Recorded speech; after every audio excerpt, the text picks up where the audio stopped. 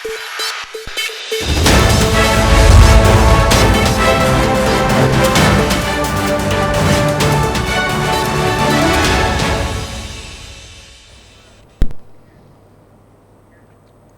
Welcome to the point. నేను రవి. ఈరోజు వివిధ అంశాలపై టు ది పాయింట్లో వివిధ అంశాలపై విశ్లేషణ అందించడానికి బండారు రామ్మోహన్ గారు రాజకీయ విశ్లేషకులు, అడ్వకేట్ ఉన్నారు. ముందుగా కేసీఆర్ అసెంబ్లీకి రావటం లేదంటూ హైకోర్టులో విజయపాల్ రెడ్డి ప్రజా ప్రయోజన వ్యాజ్యం దాఖలు చేశారు.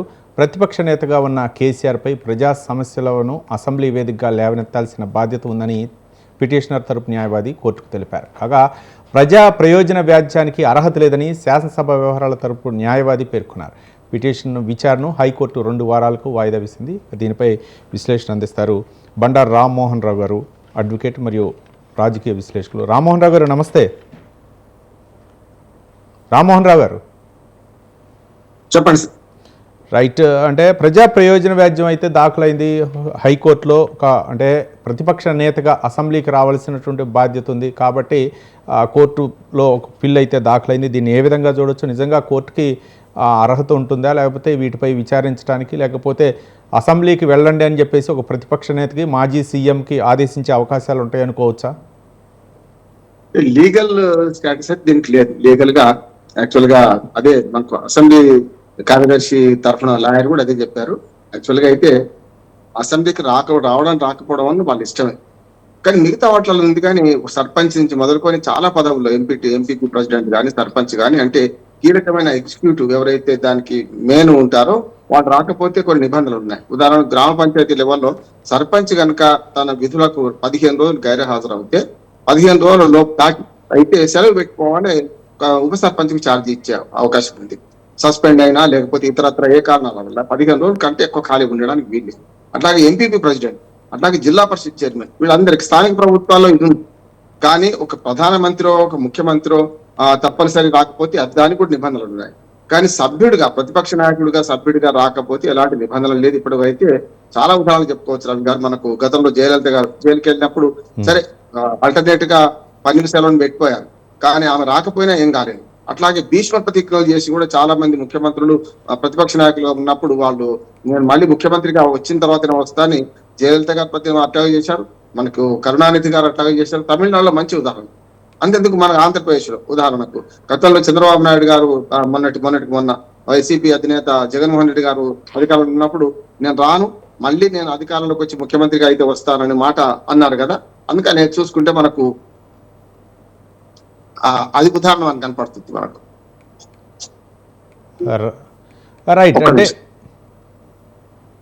ఒక నిమిషం సరే. అందుకని నేను ఏమంటున్నానంటే వినొస్తుంది కదా రవి గారు, అందుకని నేను ఏమంటున్నా అంటే గతంలో మనకు జగన్మోహన్ రెడ్డి గారు కూడా ఇప్పుడు రావడం లేదు ప్రతిపక్ష నాయకుడిగా ఉండి.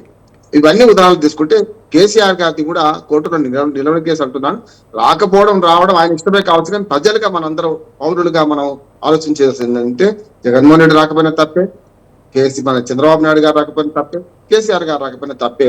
సరైనది కాదు, ప్రజల్ని అవమానించడంగా భావించాలి. ఎందుకంటే ప్రజలు ఎన్నుకున్న ప్రతినిధులు వాళ్ళు ప్రతిపక్ష స్థానం ఇస్తేనే, ప్రతిపక్ష నాయకుడు స్థానం ఇస్తేనే వస్తాను జగన్మోహన్ రెడ్డి గారు భీష్మించుకొని కూర్చున్నా, లేకపోతే నాకు అవమానం జరుగుతుందేమో అని చెప్పి కేసీఆర్ గారు భయపడ్డా, అవమానం జరిగింది అని చెప్పి అసెంబ్లీకి రాకుండా చంద్రబాబు నాయుడు గారు చేసిన ఇది కరెక్ట్ కాదంటున్నాడు. ప్రజలు మీ స్థానాన్ని నిర్ణయించి మీకు ఇచ్చారు, ప్రతిపక్ష స్థానంలో అన్నారు.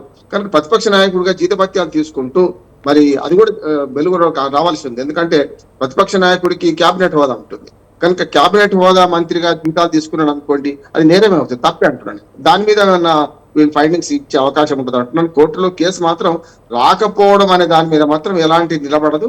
న్యాయపరంగా కూడా ఎలాంటి చట్టపరమైన నిబంధనలు కూడా లేవు. ప్రతిపక్ష నాయకుడిగా ఉన్నవారు తప్పనిసరి శాసనసభకు హాజరు కావాలి, ఇన్ని రోజుల్లో హాజరు కాకపోతే సస్పెండ్ చేయబడతారని లేదు. నేను చెప్పిన పంచాయతీ నుంచి మొదలు పెడితే జిల్లా పరిషత్ వరకు ఆ ముఖ్యమైన మెయిన్ సర్పంచ్, ఎంపీపీ ప్రెసిడెంట్, జిల్లా పరిషత్ మాత్రం ఉంది.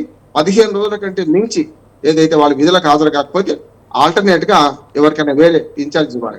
నేనే ఎంపీపీ ప్రెసిడెంట్ గా మా నరసింహారెడ్డి గారు ఉన్నప్పుడు ప్రతిసారి ఆయన అయ్యప్ప స్వామి దర్శనానికి పోతుండే, 45 రోజులు సెలవు పెడుతుండే. ఆయన సెలవు పెడితే నేను మండల్ వైస్ ప్రెసిడెంట్ గా ఉండి నేను ప్రెసిడెంట్ గా యాక్ట్ చేసిన. నేను యాక్ట్ లో నేను కూడా భాగం కనుక నేను కూడా చెప్తున్నాను. రైట్. రామ్మోహన్ రావు గారు, అంటే ఒక ప్రతిపక్ష హోదా ఇచ్చారు, ప్రజలు ఇచ్చారు, కానీ ప్రజల తరపున పోరాడాల్సినటువంటి నాయకులు చాలా మందిగా, అంటే వాళ్ళు ఎక్కడ సభ్యత్వం కోల్పోతారని చెప్పేసి ఒక్కసారి వచ్చేసి అటెండెన్స్ వేయించుకొని వెళ్ళిపోతుంటారు, మళ్ళీ తర్వాత కనపడు. కానీ మళ్ళీ తర్వాత ప్రజల్లోకి పోయినప్పుడు అంటే వాళ్ళకి వ్యతిరేకత ఏర్పడే అవకాశాలు ఉండవనుకోవచ్చా?